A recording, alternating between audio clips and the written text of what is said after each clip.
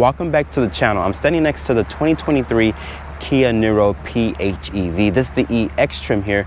Let's talk about pricing here for the PHEV. Starting price is at $33,740. This one stickers for $36,645. If you guys are on the market for a Kia, be sure to check out South Dade Kia of Homestead, and they will get you into a new vehicle. Looking at the exterior styling here for this all-new generation of Kia Niro, my model is painted in this beautiful shade of black. It looks good here in the front styling because Kia kind of breaks up the sea of black with this aluminum painted trim here, or silver painted trim. Let me know in the comment section what you guys think about the PHEV. And sadly, you guys really can't tell this from a gas powered Niro because it still looks the same. So all plug-in variant vehicles or electric vehicles don't basically look futuristic. But looking at these headlights here, they're going to be a halogen projector headlight with an automatic one high beam, LED turn signal, and daytime running light. If you guys want full LED headlight, sadly have to go for another package in order to get the full LEDs. But like I mentioned, I like that this vehicle kind of breaks up the sea of black here with this painted trim. There's a new Kia logo here on the hood, which is really nice. I like the nice aluminum finish there. Let me know in the comment section what you guys think about this all new generation of Niro. But looking at the side profile here, this has a 107.1 inch wheelbase with an overall length of 174 inches. So it's right on par with every other subcompact SUV in this segment. Looking at these tires and wheels here, these are a 205/60 tire. They're wrapped in this 16-inch rim design. I like the nice aero finish here to the rims. I also have this black inner pocket with the chrome trim. It also wears the Kia logo in the extra center cap there. Let me know in the comment section what you guys think about this rim design. Like I mentioned, it's for aerodynamic purposes, so it does look very futuristic here, especially with this black exterior paint. And it would have been an SUV without the cladding here. You get some cladding here at the lower part of the door panels and around the fenders there. This is the charge port door. We'll talk about that in a few moments. I like this unique looking indicator here for the turn signal. And up top, my model does not have that standard size sunroof, but there's these aerodynamic roof rails here. And there's also some black painted trim here around the window wells. This area right here is functional to push air from around the vehicle. And I like this very nice boomerang style to the taillights here. They're full LED, but it's an LED combination, which is the turn signal and reverse lights are gonna be an incandescent bulb. There's rear parking sensors. There's a Niro name, which is spelled out here. The Kia badge is there, and this is the PHEV badge here to signify that you have the plug-in variant. There's the backup camera there. Looking down here, there's no visible exhaust trim, but there's a single exhaust trim tucked underneath the rear bumper. Open up the cargo back here. All Niros, if I'm not mistaken, do come with a manual opening tailgate. Once you open it up, it does reveal 19.7 cubic feet of space. And lifting up the low floor here, Kia does give you this tire kit here, which is really nice. And you also have this 110 volt onboard charger here. I like the nice carpet for the low floor here. And once you load it down the rear seats here, that expands the cargo to 54.9 cubic feet of space. Looking at this interior here of the Kia Niro, just imagine a shrunken down version of the EV6, which is their full-on electric vehicle. This is a 10.25-inch display. It does support Apple CarPlay and Android Auto via the wire, not wireless. Sadly, Kia does not offer that as of this filming. And there's this 10.25-inch display, which you can customize ever so slightly to show you different things about the vehicle and whatnot.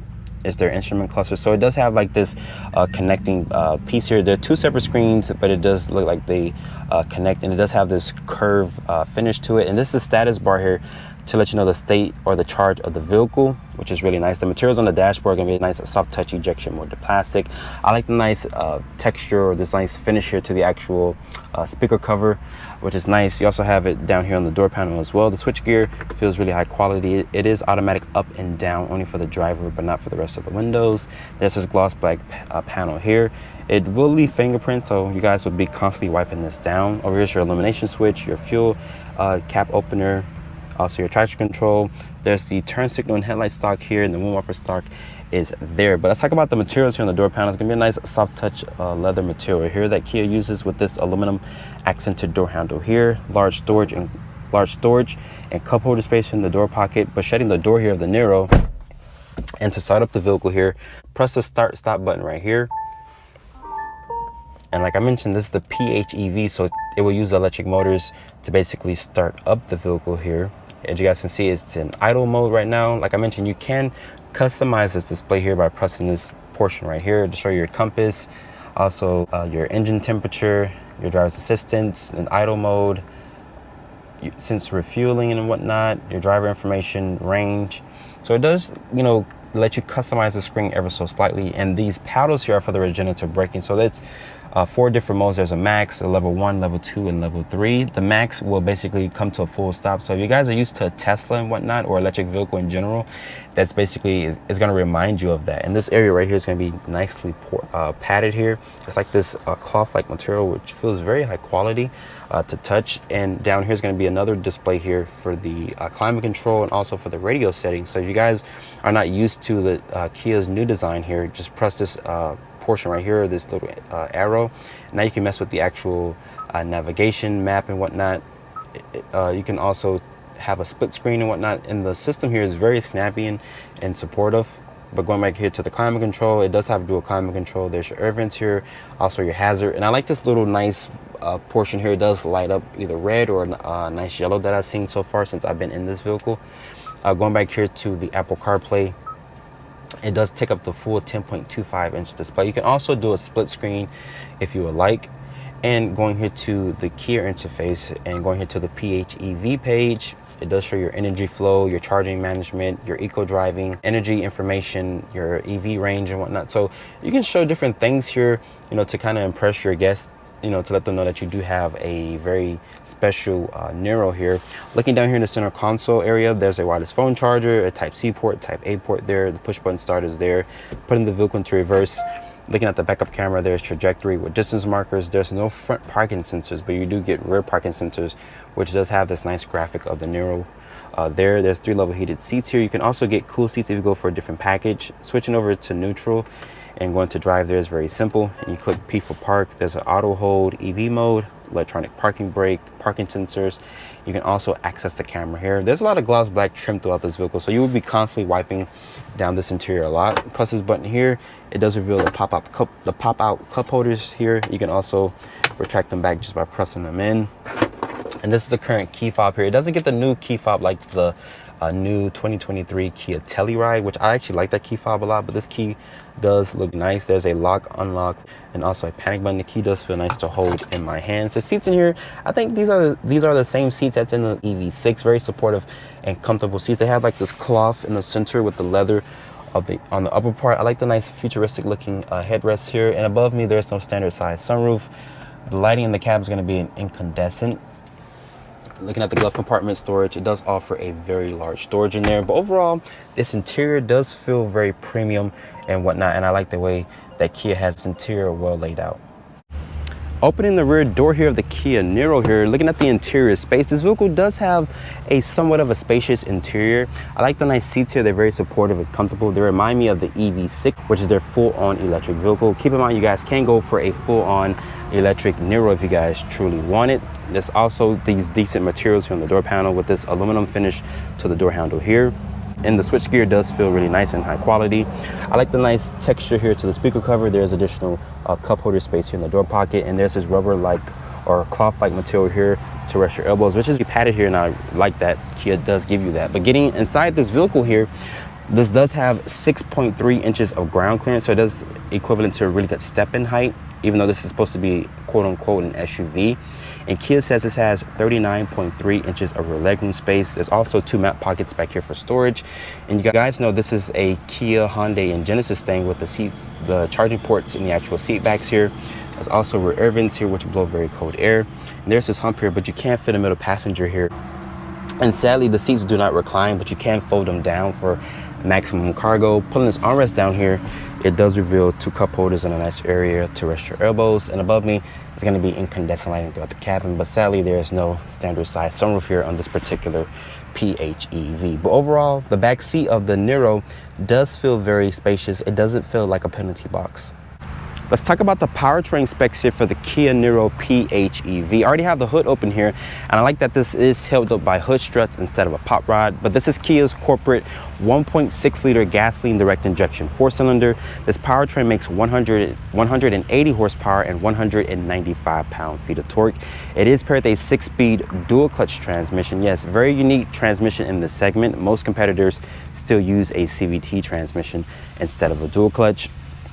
And as the PHEV sits here raising around 3,400 pounds, let's talk about charging time here for the plug-in variant here. This is where the J1772 plug lives, and this also comes with a 110 volt onboard charger. And Kia says if you use a 240 volt, this will get a full battery in 2 hours, and this will go 33 miles on all electric range, so you can travel from home to work and back home if you guys stay within 33 miles of your job.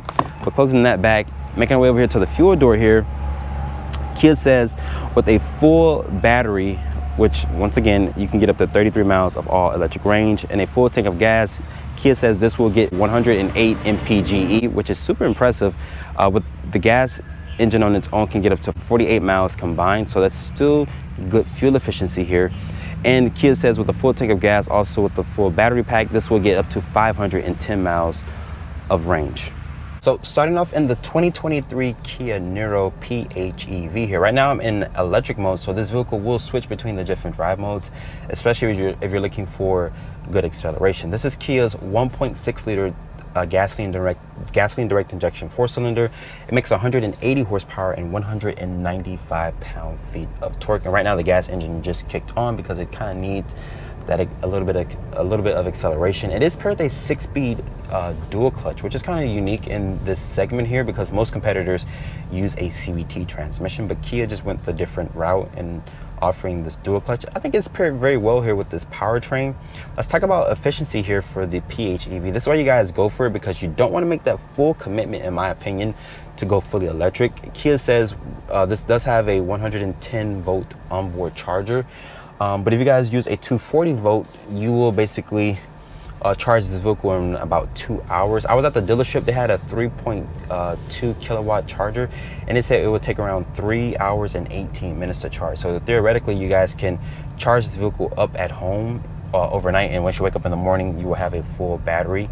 Once you combine the electric and also with a full tank of gas, Kia says this will get 510 miles of cruising range, which is just super impressive. That's better miles if you guys go for a full electric vehicle.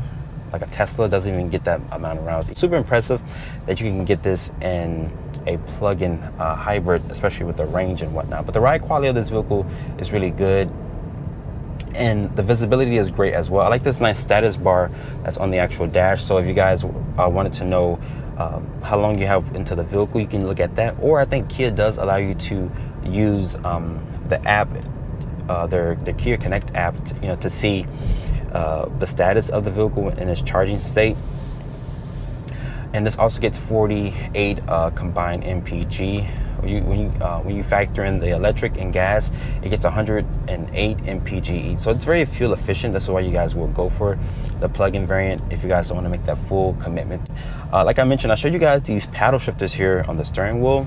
They're not for shifting the gears. That's actually for the regenerative braking.